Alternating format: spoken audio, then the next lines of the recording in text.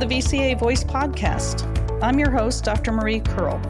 Our goal with the VCA Voice is to showcase how VCA Animal Hospitals is taking care of the future of veterinary medicine. We'll bring our purpose to life through meaningful conversations about care, our culture, and the communities we serve. On today's episode, I'm pleased to welcome Julie Drinkwater. Julie is a credentialed veterinary technician and regional technician director for the North Atlantic Group. Welcome, Julie. How are you doing today? I'm great. Thanks, Marie. Thanks for having me.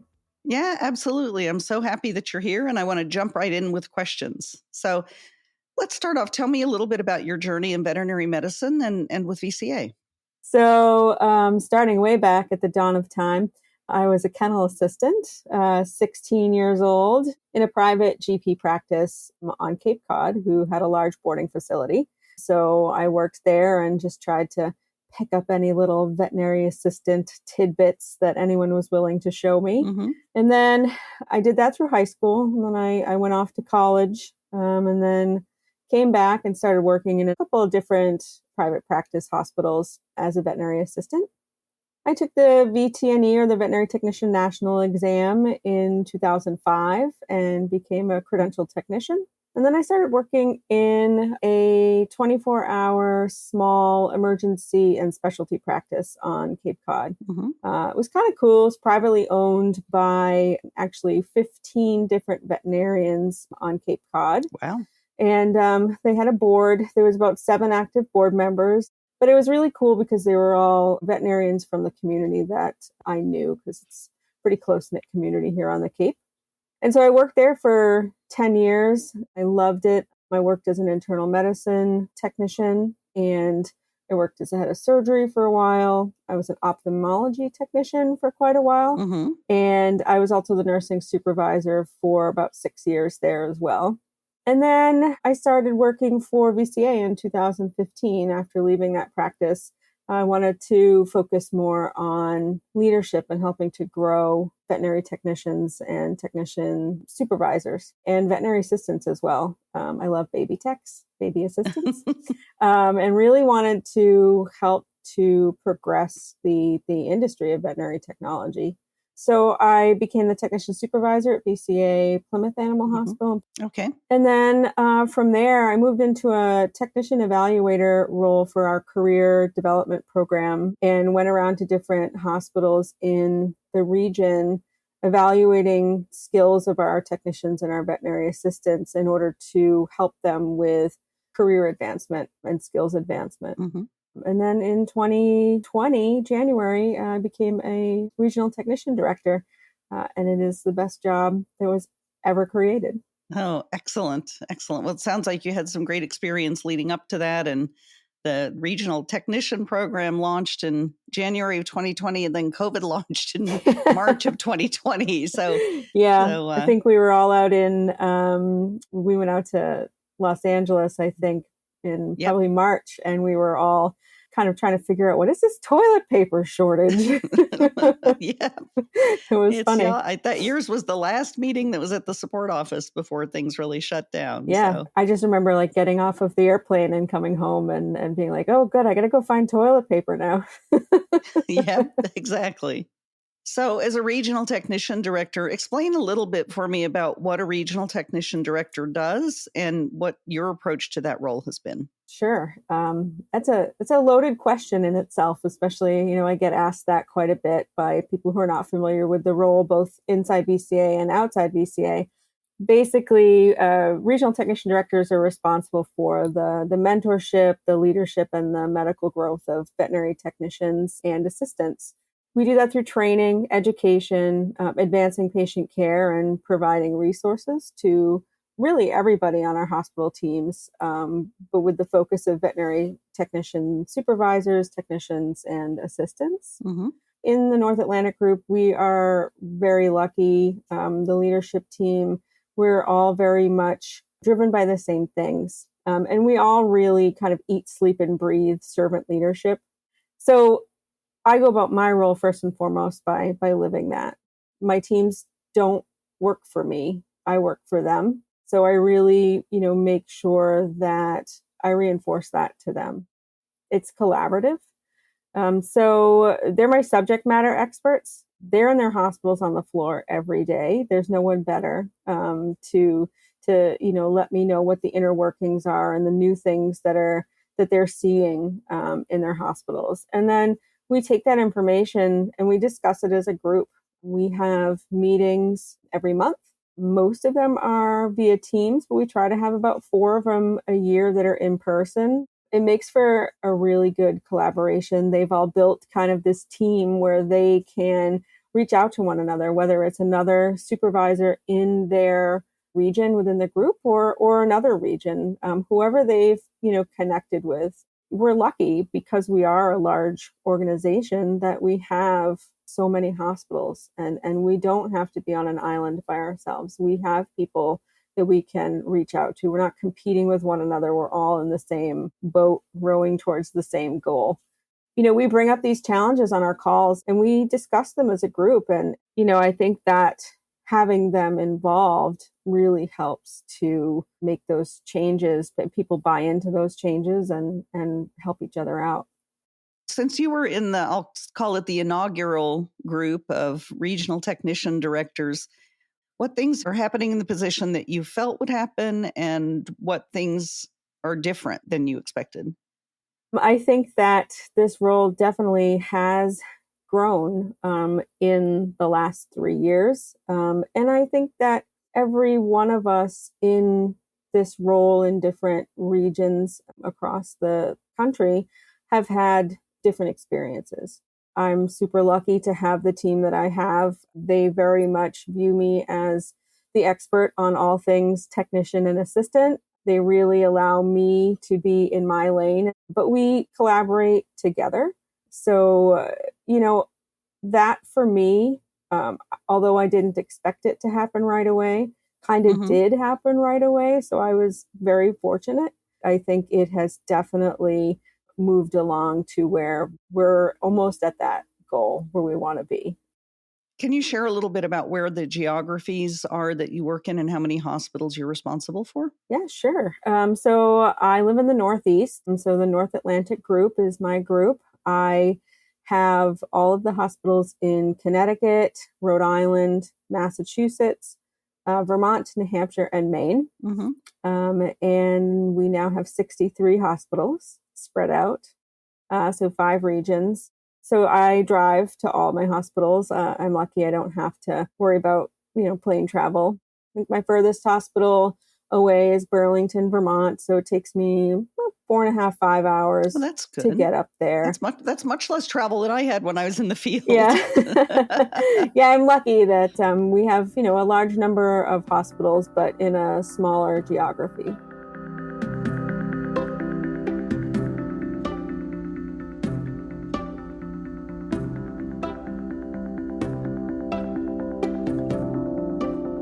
So you mentioned technician supervisors before, and I'd like to learn a little bit more about the hospital roles of technician supervisor and technician manager. I know this is an area you're really passionate about. So to start off with, what do each of those terms mean? So a technician supervisor is basically the leader, if you will, of the technician and assistant team within a hospital.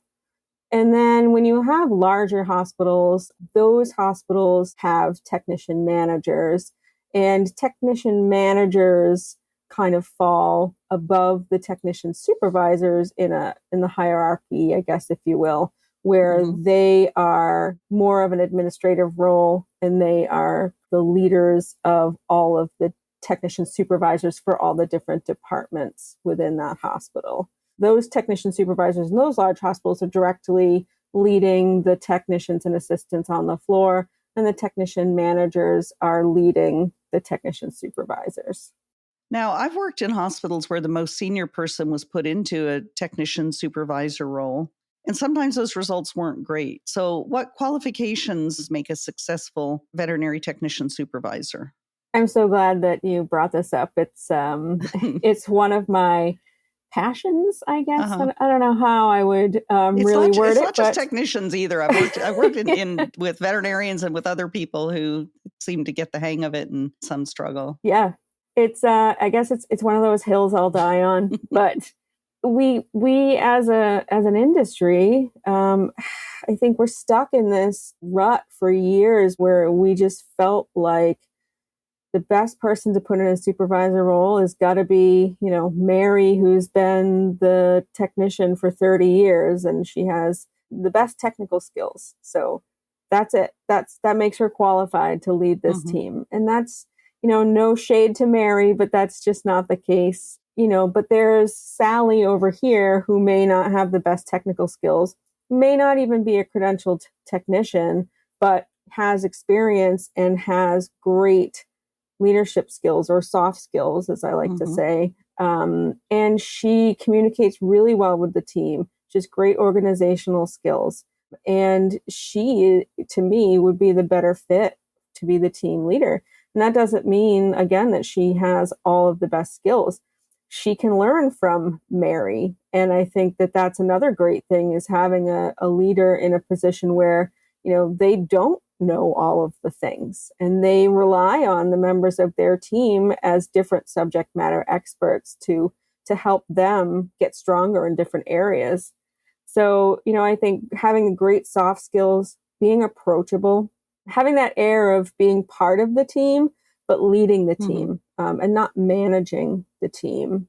They should be humble and have motivation and drive to help advance the skills and education of their team members and themselves, and being willing to make mistakes, being brave enough to make mistakes, but willing to learn from them, and always asking questions. I always tell technicians and assistants when I'm working with them, ask questions. Ask as many questions as you need, and ask the same question as many times as you need. Don't be afraid if the veterinarian is going to get upset with you, or you feel they're going to get upset with you. That doesn't matter. What matters is you figure out what you need to figure out so that you don't harm your patient. Excellent. So you recently spoke on this topic at the Association of Veterinary Technician Educators meeting that was in Palm Springs. First of all, congratulations on presenting at a national meeting. I know what kind of courage that takes. Thanks. It was fun. Tell me a little bit more about what this group is responsible for with regards to veterinary technology. Well, first, because I find myself super humorous, I have to say, until I walked out of the airport at Palm Springs, I did not realize that one could actually take a trip to the surface of the sun. Yes, it's a bad time of year to have a meeting in Palm Springs as well. Exactly, but they probably got a good price. Probably. So, and it was absolutely beautiful. But the Association of Veterinary Technician Educators, or the AVTE, is a really awesome group. So their mission is to promote quality professional education of veterinary technician students through sharing information and experiences. So these are all, many of the members are program directors of veterinary technology programs at colleges and universities. And it's been really great to kind of get to know this group. It's a smaller group, so it's really nice because you get to know people and you meet different people in these different programs, and you really get to see what they're teaching soon-to-be technicians and make some suggestions, whether they take them or not, from the field as to what maybe would be helpful to add into their program. So that is kind of why I chose the subject that I chose. And it's a big, long title because I'm not fancy. I can't come up with, small, snappy things. But it was leveling up leadership, tapping into an underutilized resource, the veterinary technician supervisor. These were set up as executive seminars. Okay. We had a room with a large round table, and we all got to sit down and have some really great discussion about the leadership role of technicians. So from the perspective of the educators, it was really getting across to them that if they don't have leadership curriculum or soft skill curriculum in their programs, that is an invaluable thing to work towards. We get a lot of technicians who are fresh out of school from these programs that they have the knowledge base and they may or may not have some hands-on skill under their belt, but they don't have the ability to communicate well, both with members of their team and with clients, which is especially where we want them to be able to communicate well. It was a way for me to also find out if these curriculums exist in these programs and really give that shameless plug towards why it is important. And here's what, we see in our hospitals and why we think that it's needed and that it's lacking. So of the educators that were there and the programs that were represented, do any of them have a leadership or communications coursework in their curriculum, or is that a novel concept for technician education? It's slightly novel. There were a few people that were part of the presentation of the course that do have some sort of training for them, but it wasn't a lot. There was one program that was actually really cool. And this person she's recently retired, she was a program director at a school. And they have this great program. They do it for their veterinarians also, where they actually have actors and actresses that are sort of professional from a local acting school that come in and they get a script and they're basically the client. Mm-hmm. And the technician student or the veterinary student has to interact with them as if they were the client. And the actors and actresses never break their character, but the student can, if they're starting to feel flustered or not sure what to do, they can stop at any time. The actor or actress will just kind of, stay idle, and they can get feedback from their instructor, feedback from their peers, because they're just in small groups. And then the actor can just reset and they can start over and as many times as they need to.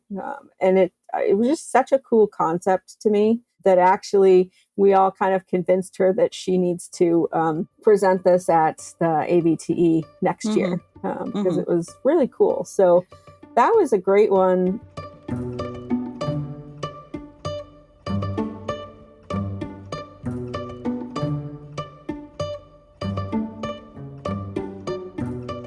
How can leadership and communication skills be incorporated in people who are out working in veterinary hospitals? What worked for me, like everyone learns differently. Mm-hmm. I had an amazing mentor when I was in my emergency hospital and became the technician supervisor. I did not have any leadership skills. Mm-hmm. I thought I knew it all, but I did not. Uh-huh. And I kind of walked into that position, saying like, guess what? I'm in charge now and we're changing this, this, and this. And when I was asked why, it was because I said so. Not a good look. That usually doesn't go well. No, it did not. That went very poorly. And I reaped the consequence of that. My team, one by one, started leaving and I had to build a whole new team. But I had an amazing hospital director who was and is still an incredible mentor, who instead of, kind of saying, well, I guess you stink at this because you lost your whole team, so you're demoted. She said, well, you know what? You'll never make that mistake again. Here's what happened. Here's what you didn't really do that well. And here is what you can do going forward. And every time I made a mistake, and there were very many, she did the same thing for me. And she encouraged me to try again. She gave me some recommendations of how to try again. And she also invested in me by sending me to leadership classes. So back then, and I don't know if they're still around, but there was Career Track and Fred Pryor, and they did these all kinds of different leadership seminars, and they came around to different places in the country. And I was lucky enough that they did come quite a few times to one of the hotels here near where I live. I went to a couple and they really worked for me. I wanted to do better for myself. I wanted to do better for my team, and I wanted to do better for my mentor. So I took all the courses that I could possibly take.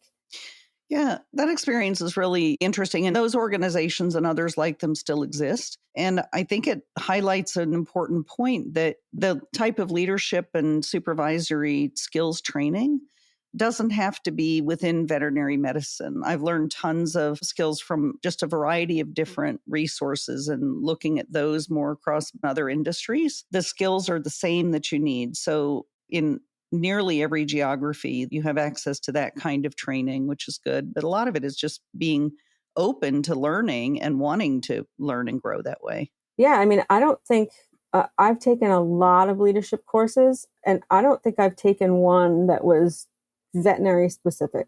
I think one of the biggest ones that programs can do quite easily is just a course or a section of a course on emotional intelligence. Right. So, I mean, we have the ability and all of the material is out there. We just need to get our schools to add these for our technicians and our doctors. And we have a client communication course that is very close to coming within VCA. Those kinds of communication skills, both client and workplace communication skills, are important. But it's lifelong learning in that, as with medical stuff, you have to continue to focus on it. So what are your next steps to share information about veterinary technician leadership skills?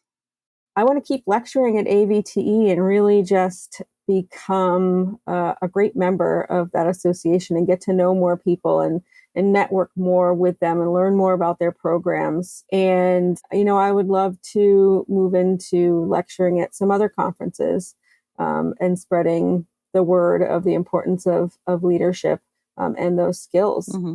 I think helping to possibly develop a great leadership course or some great leadership courses for all of us within VCA, and just continuing my own journey with learning leadership so that I can push that forward to my teams as well.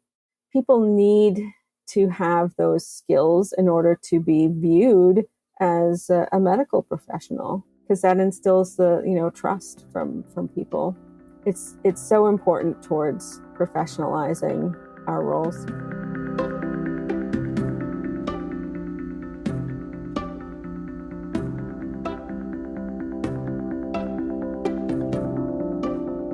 So we're nearing the end of our time together. And in closing, for anyone listening who's interested in becoming a technician, supervisor, or manager, what advice can you share for them to get started? Always learn. Always be learning. And training is part of everybody's responsibility, whether you're a supervisor or not a supervisor. And continue to ask questions. Don't be afraid to make mistakes, but learn from them. And really just be the best patient advocate that you can. I think that really is one of the most important things, one of the most important places that we can shine, is being those best patient advocates and being our best team advocates. Yep, you're absolutely right. And I have such tremendous respect for veterinary technicians and assistants to be the voice of the patient and really put that patient comfort and care forefront in all of our hospitals. So, Julie, it has been an absolute pleasure to talk with you today. I'm really grateful for you joining on with us, and thank you very much. Thank you so much. It's been a great opportunity, and I love being here.